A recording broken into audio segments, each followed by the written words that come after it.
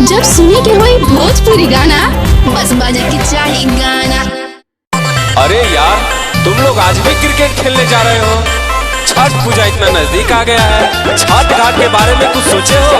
कहाँ घाट बनेगा, कहाँ अर्घ पड़ेगा? अरे यार, इसमें सोचना क्या है? विधायक जी चुनाव के समय ही बोले थे कि छठ घाट हम बनवाएंगे। अरे तुम कहना क्या चाहते हो, खुल के बताओ। वोट देके जिताए हैं उनको याद ये दिलाना है।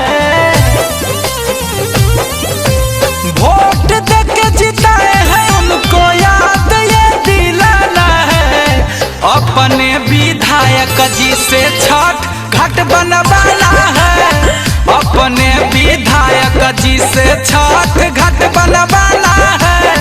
अपने विधायक जी से बोला बोला सूरज देव की।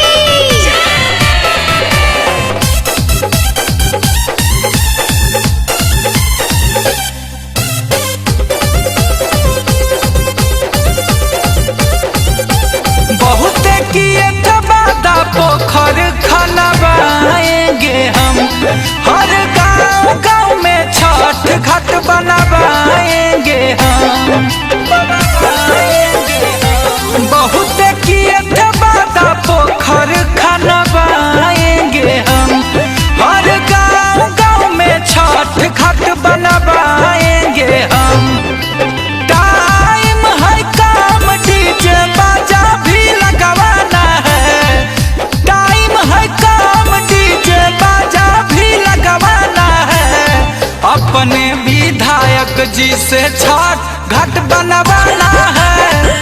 अपने विधायक जी से छठ घाट बनवाना है। अपने विधायक जी से बोला बोला छठी मैया की।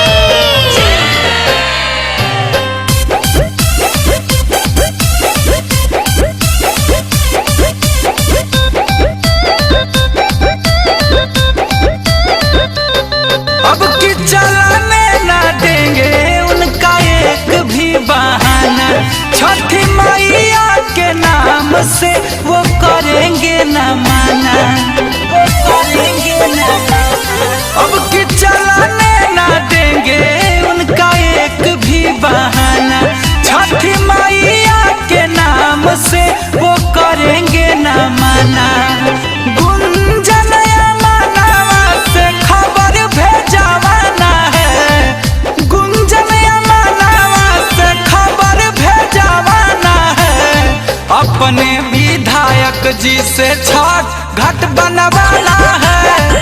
अपने विधायक जी से छठ घाट बनवाना है। अपने विधायक जी से